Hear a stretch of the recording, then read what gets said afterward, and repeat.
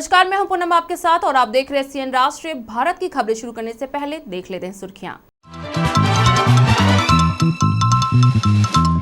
15 नवंबर भगवान बिरसा मुंडा के जन्म दिवस को जनजातीय गौरव दिवस के रूप में मनाया जाएगा।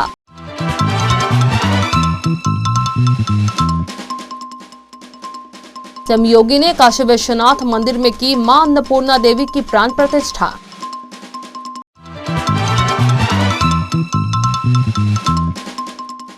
दिल्ली महिला आयोग ने कंगना के खिलाफ राजद्रोह का मामला दर्ज करने की मांग की।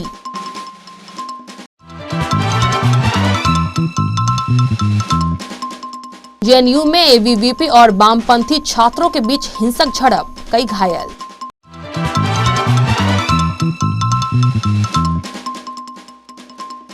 लखीमपुर खीरी केस में एसआईटी को अपग्रेड करने का निर्देश।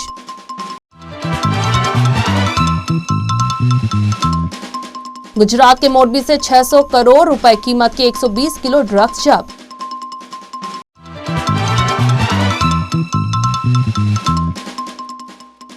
महाराष्ट्र के जलगांव में एनसीबी ने 1500 किलो गांजा पकड़ा।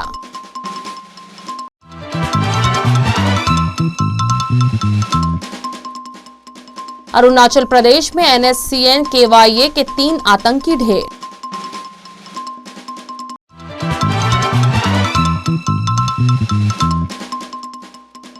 राजस्थान में पहली बार डेंगू के 13,000 से ज्यादा केस आए सामने।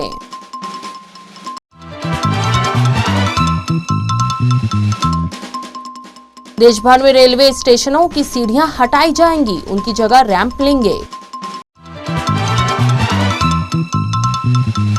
प्रधानमंत्री नरेंद्र मोदी ने वीडियो कॉन्फ्रेंसिंग के जरिए आदिवासी स्वतंत्रता सेनानी बिरसा मुंडा की याद में रांची में संग्रहालय का उद्घाटन किया।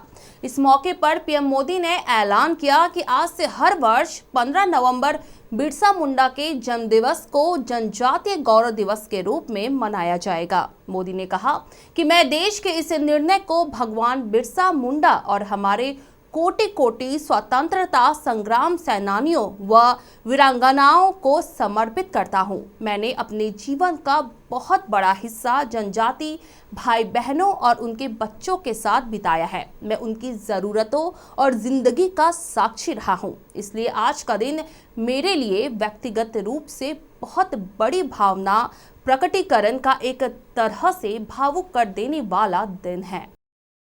108 साल के लंबे इंतजार के बाद कनाडा से आई मां अन्नपूर्णा की प्रतिमा आखिरकार अपने श्री काशी विश्वनाथ धाम पहुंच गई। मुख्यमंत्री योगी आदित्यनाथ प्रतिमा की विधि विधान से पुनर्स्थापन के लिए रविवार को काशी पहुंच गए थे। सुबह श्री काशी विश्वनाथ मंदिर के अर्चक दल ने प्रतिमा की पुनर्स्थापना के लिए पूजा पाठ कराया। सीएम योगी यजमान थे। करीब 1 घंटे चली पूजा के बाद सीएम योगी ने प्रतिमा को श्री काशी विश्वनाथ धाम के ईशान कोण में पुनर्स्थापित किया। दिल्ली महिला आयोग एक्ट्रेस कंगना रनौत के आजादी वाले बयान को लेकर विरोध में आ गया है। आयोग के अध्यक्ष स्वाति मालीवाल ने कंगना को दिए गए पद्मश्री पुरस्कार को वापस लेने और राजद्रोह का मुकदमा दर्ज करने की मांग को लेकर राष्ट्रपति रामनाथ कोविंद को चिट्ठी लिखी है। कंगना ने बीते दिनों एक टीवी चैनल पर देश की स्वतंत्रता पर विवादास्पद बयान दिया था। उन्होंने अपने बयान में कहा था कि भारत को असली आज़ादी साल 2014 में मिली है और 1947 में देश को आज़ादी नहीं बल्कि भीख मिली थी। जवाहरलाल नेहरू यूनिवर्सिटी में एआईएसए और एसएफआई वामपंथी छात्र संगठनों और एबीवीपी के सदस्यों के बीच हिंसक झड़प हुई। अखिल भारतीय विद्यार्थी परिषद के सदस्यों ने आरोप लगाया है कि वामपंथी छात्रों ने उन पर हमला किया, जिसमें एबीवीपी के कई सदस्य गंभीर रूप से घायल हो गए। दूसरी तरफ जेएनयू छात्र संघ की अध्यक्ष और स्टूडेंट्स फेडरेशन ऑफ इंडिया की नेता आयशी घोष ने एबीवीपी पर लेफ्ट के छात्रों पर हमले का आरोप लगाया। दोनों पक्ष एक दूसरे पर हमला करने और हिंसा फैलाने का आरोप लगा रहे हैं। लखीमपुर खीरी मामले की सोमवार को सुप्रीम कोर्ट में सुनवाई हुई। अदालत ने यूपी सरकार को कहा कि जांच की निगरानी के लिए सुप्रीम कोर्ट किसी हाई कोर्ट के रिटायर्ड जज को नियुक्त कर सकता है।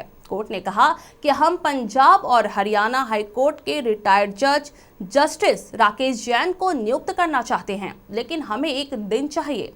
हमें जज से भी बात करनी होगी। अब इस मामले की सुनवाई बुधवार को होगी। गुजरात से ड्रग्स की जब्ती का सिलसिला लगातार जारी है। हाल ही में द्वारका से 60 किलोग्राम ड्रग्स की जब्ती के बाद अब सूरत जिले के जिंजूरा गांव से 120 किलोग्राम ड्रग्स का जत्था बरामद किया गया है। इस मामले में गुजरात एक्शन टास्क फोर्स ने मोरबी में रहने वाले शमसुद्दीन सैयद, जब्बार मुख्तार हुसैन और गुलाम हुसैन को हिरासत में ले लिया है। करीब 600 करोड़ रुपए कीमत की ये ड्रग्स पाकिस्तान से समुद्री रास्ते के जरिए गुजरात के द्वारका पहुंचाई गई थी। महाराष्ट्र में मुंबई एनसीबी की टीम ने जलगांव जिले में एरंडोल के पास 1500 किलोग्राम गांजा जब्त किया। साथ ही 2 लोगों को पूछताछ के लिए हिरासत में भी लिया है। गांजा आंध्र प्रदेश के विशाखापट्टनम से लाया जा रहा था। अरुणाचल प्रदेश के लोंगडिंग इलाके में सोमवार को national socialist council of Nagalim के 3 आतंकी मार गिराए गए। असम राइफल्स के जवानों ने एनकाउंटर में इन्हें मार गिराया। सर्च ऑपरेशन अभी भी जारी है। कोरोना के बाद अब डेंगू ने राजस्थान में कहर मचा दिया है। प्रदेश में पहली बार हुआ है जब डेंगू के 13,759 से ज्यादा मरीज मिल चुके हैं। अब तक 34 से ज्यादा लोगों की जांच चली गई है। इससे पहले 13,706 केस साल 2017 में सामने आए थे, जो किसी भी साल में मिले डेंगू के मरीजों में सर्वाधिक थे। इस बार राजस्थान के सभी 33 जिले भी डेंगू की जद में आ चुके हैं। जयपुर, कोटा, जोधपुर समेत 12 ऐसे जिले हैं जहां हालात बेकाबू है। इन जिलों में 400 या उससे ज्यादा केस सामने आ चुके हैं और डेंजर जोन में हैं। देश के रेलवे स्टेशनों पर सीढ़ियों को हटाया जाएगा। उनके स्थान पर ज्यादा से ज्यादा रैंप लगाए जाएंगे, जिससे यात्रियों को होने वाली असुविधा को दूर किया जा सके। रैंप पर यात्रियों के आवागमन के लिए ज्यादा जगह होती है। इसी को देखते हुए सभी स्टेशनों पर इस तरह का परिवर्तन किया जाएगा। ये बात रेल मंत्री अश्विनी वैष्णव ने रविवार देर रात रानी कमलापति रेलवे स्टेशन के निरीक्षण के दौरान कही। फिलहाल आज के लिए इतना ही। कल फिर होगी आपसे मुलाकात देश और दुनिया की तमाम अपडेटेड खबरों के साथ।